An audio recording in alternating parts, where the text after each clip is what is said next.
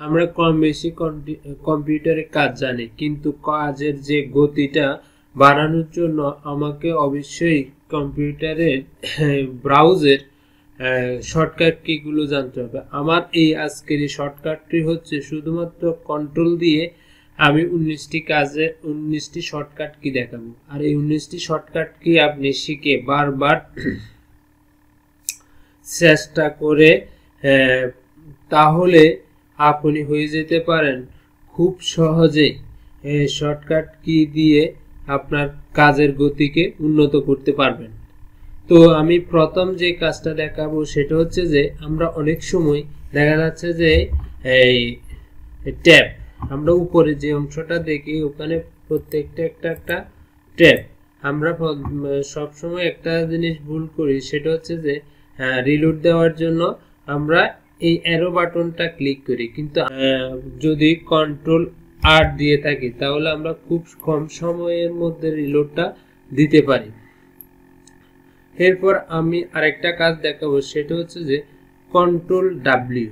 Control ডাব্লিউটা হচ্ছে যে কি, আমরা যদি ধরুন এই একটা ট্যাব, এই একটা ট্যাব, এখন আমি যদি কারেন্ট ট্যাবে যাইতে চাই, মানে যে ট্যাবটা আমি ইমিডিয়েটলি ব্যবহার করছি সেই ট্যাবে যদি আমরা যেতে চাই, তাহলে কন্ট্রোল ডাব্লিউটা ব্যবহার করলেই আপনি পেয়ে যাবেন, কারেন্ট ট্যাবটা ব্যবহার করতে পারবেন, কারেন্ট ট্যাব ব্যবহার করতে পারবেন।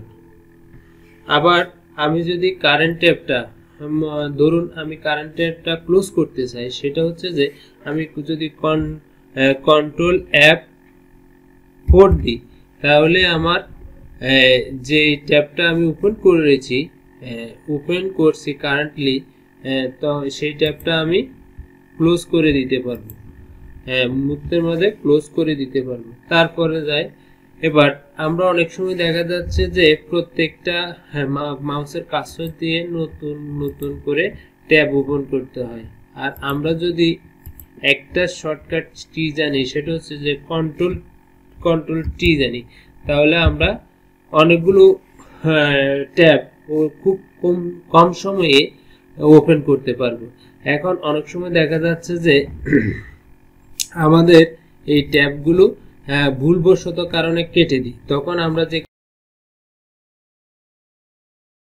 আমার যে ট্যাবটা আমি কেটে দিয়েছি সেই ট্যাবটা আবার ফিরে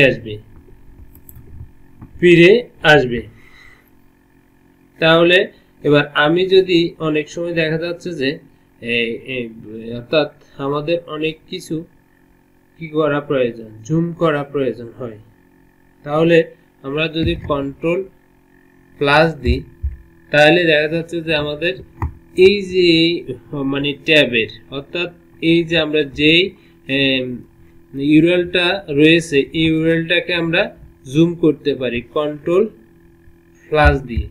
হ্যাঁ, এবার আমরা যদি এই জুমটাকে যদি মিনিমাইজ, ছোট করতে চাই, তাহলে কন্ট্রোল মাইনাসটা ক্লিক করলে আবার এই ট্যাবটা মিনিমাইজ হয়ে যাবে, ছোট হয়ে যাবে।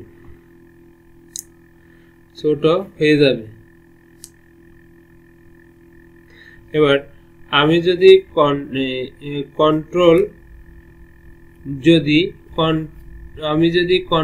ট্যাব দিই, তাহলে আমি একটার পর একটা ট্যাবে যেতে পারবো খুব সহজে। কন্ট্রোল ট্যাব দিয়ে একটার পর একটা ট্যাবে চলে যেতে পারবো খুব কম সময়ের মধ্যে। তারপর আমি যদি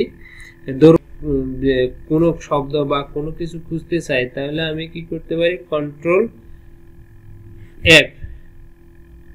আমি যদি কন্ট্রোল F দিই, দেখুন আমার এখানে, আমি যদি মনে করেন সাপোজ অ্যাপটা খুঁজতে চাই, দেখুন আমাকে অ্যাপটা তারা খুঁজে দিয়েছে, একটা অ্যাপ, মানে যতগুলো অ্যাপ থাকবে বা যে অক্ষর আপনি খুঁজতে চান সেই অক্ষরগুলো আপনি খুঁজে নিতে পারবেন। উপরে নিচে অ্যারো চিহ্নটা ব্যবহার করে আপনি আপনার মতো করে খুঁজে নিতে পারেন। এবং কয়টা অ্যাপ রয়েছে সেটা আমাদেরকে দেখাচ্ছে যে 8টা অ্যাপ রয়েছে। এবার আমি যে জিনিসটা দেখাবো সেটা হচ্ছে যে আমাদের ক্রোম ব্রাউজার বা ফায়ারফক্স ব্রাউজারে আমাদের একটা হিস্টোরি রয়েছে, মানে আমরা আমরা এখানে যাই কিছু ব্রাউজ করি না কেন সবগুলো কি রয়েছে একটা হিস্টোরি থাকে। আমরা যদি কন্ট্রোল এস প্রয়োগ করি, যদি আমরা কন্ট্রোল এস দিই, দেখুন আমার এই হিস্টোরিতে যতগুলো ডাটা রয়েছে সবগুলো আমি দেখতে পাবো। এখন প্রশ্ন হচ্ছে যে এতগুলো, অনেক সময় আমাদের প্রয়োজন হয় যে এতগুলো ডাটা রয়েছে আমি একটা একটা করে যদি এভাবে রিমুভ করতে যাই, এভাবে হিস্টোরি থেকে রিমুভ করতে যাই, তাহলে আমাদের অনেক সময় লেগে থাকে। তখন আমরা কি করব, কন্ট্রোল শিফট ডিলিট যদি দিয়ে থাকি, দেখুন আমার ডাটা ক্লিয়ার হয়ে গেছে, অর্থাৎ আমার ডাটাগুলো সবগুলো একই সাথে চলে গেছে। তারপরে যাই আমরা যদি অনেক সময় দেখা যাচ্ছে যে কোনো একটা ফাইল, মনে করেন এই ফাইলটা সেভ করব, তাহলে আমরা যদি সেভ করতে হয় কন্ট্রোল পি প্রেস করি, দেখুন আমরা এই ফাইলটা খুব সহজে পিডিএফ, যেমন আমরা যদি পিডিএফ নিতে চাই, মাইক্রোসফট প্রিন্টের জন্য করতে চাই, সেভ করতে চাই, সেভ অফ গুগল ড্রাইভে সেভ করতে চাই, অর্থাৎ fax, Microsoft XPS document writer, note, OneNote, offer, Windows 10, অর্থাৎ এভরিথিং আমরা এখানে কি করতে পারবো, কন্ট্রোল পি দিয়ে সেভ করতে পারবো। আমরা কন্ট্রোল পি দিয়ে খুব সহজে অল্প সময়ে সেভ করতে পারবো। এবার আমরা যদি কন্ট্রোল, মনে করেন আমি যদি একদম লাস্ট ট্যাবে যেতে চাই, কন্ট্রোল যদি 9 যদি আমি প্রয়োগ করি, দেখা যাচ্ছে যে আমাদের মনে করেন লাস্ট ট্যাব এটা, আমি কন্ট্রোল যদি মনে করেন লাস্ট ট্যাবে মনে করেন এই ট্যাবে লাস্ট ট্যাবে চলে যেতে পারবো। এরপর যে কাজটা দেখাবো সেটা হচ্ছে যে আমরা অনেক সময় মনে করেন এই ট্যাবে আছি, আবার প্রিভিউ ট্যাবে আগের ট্যাবে আসতে চাই, তখন আমরা যে কাজটা করব সেটা হচ্ছে যে কন্ট্রোল শিফট ট্যাব, আমরা প্রিভিউ ট্যাবে ধীরে ধীরে যেতে পারবো। দেখুন, আর আমরা যদি মাউস কার্সর দিয়ে যেতে হয়, তারপরে এই ট্যাবে মানে কার্সরটা টেনে টেনে ব্যবহার করতে, আমরা যদি কন্ট্রোল শিফট ট্যাব দিই, একটার পর একটা আপ ডাউন করি, তাহলে আমরা পরবর্তী প্রিভিউ ট্যাবগুলোতে যেতে পারবো। তারপরে হচ্ছে যে কন্ট্রোল, আমরা অনেক সময় নতুন উইন্ডোর প্রয়োজন হয়। উইন্ডোটা আপনারা হয়তো সাধারণত বুঝেন, অর্থাৎ নতুন উইন্ডো বলতে কন্ট্রোল এন যদি ক্লিক করি, দেখুন আগের উইন্ডো হচ্ছে যে আমার এটা, কিন্তু আর নতুন উইন্ডো যেটা সৃষ্টি হয়েছে কন্ট্রোল এন দিয়ে, সেটা হচ্ছে যে এটা। তো আমরা এই কন্ট্রোল এন দিয়ে নতুন উইন্ডো তৈরি করতে পারবো। তারপরে যায় যদি অনেক সময় আবার যদি আমরা কন্ট্রোল এন দিয়ে নতুন উইন্ডো যেতে চাই, আমরা অনেক সময় দেখা যাচ্ছে যে সিক্রেট কিছু ব্যবহার করার জন্য ইগনিটো ব্রাউজারের দরকার হয়, আর ইগনিটো ব্রাউজার জন্য আমরা কি করতে পারি, 3 ডট মেনুতে গিয়ে এখানে গিয়ে ওপেন করতে হয়। তো আমরা যদি ইগনিটো যদি আমরা ওপেন করি, তাহলে একদম খুব কম সময়ের মধ্যে করতে পারবো। সেটা হচ্ছে যে কন্ট্রোল শিফট এন, দেখুন আমার ইগনিটো ব্রাউজারটি ওপেন হয়ে গেছে, প্রাইভেট ব্রাউজার। ইগনিটো হচ্ছে যে প্রাইভেট ব্রাউজারটি ওপেন হয়ে গেছে। এখানে আমি যাই ব্যবহার করি না কেন, এখানে আমাদের হিস্টোরিতে কোনো কিছু জমা থাকবে না। তারপরে যাই আমরা যদি কোনো কিছু ডাউনলোড করি, এই হিস্টোরিতে যদি কোনো কিছু ডাউনলোড করি, তাহলে আমরা কন্ট্রোল জে দিয়ে, এই জন্য আমি এইগুলো ডাউনলোড করেছি, কন্ট্রোল জে দিয়ে আমার এই হিস্টোরি থেকে ডাউনলোড গুলো দেখতে পারবো। এখন অনেক সময় আমাদের দরকার হয় যে একটা ধরুন একটা নতুন ট্যাবের, সাপোজ নতুন ট্যাব, ধরুন আমি